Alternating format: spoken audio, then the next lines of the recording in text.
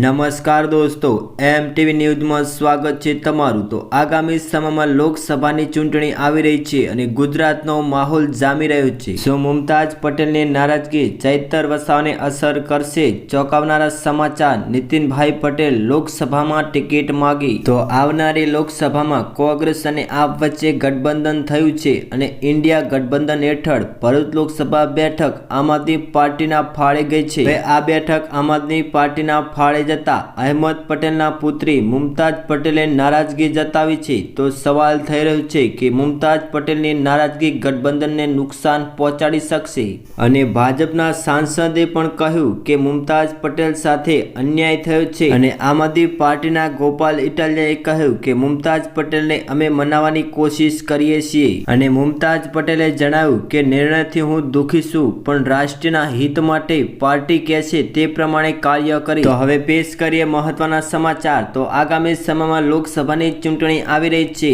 અને નીતિનભાઈ પટેલે લોકસભામાં માગી છે ટિકિટ। ગુજરાતમાં મહેસાણા બેઠક માટે ભાજપની સેન્સ પ્રક્રિયા શરૂ થઈ હતી અને નીતિનભાઈ પટેલે મહેસાણા બેઠક માટે માગણી કરી હતી ટિકિટની। 20થી વધારે નેતાએ બાયોડેટા આપ્યા છે।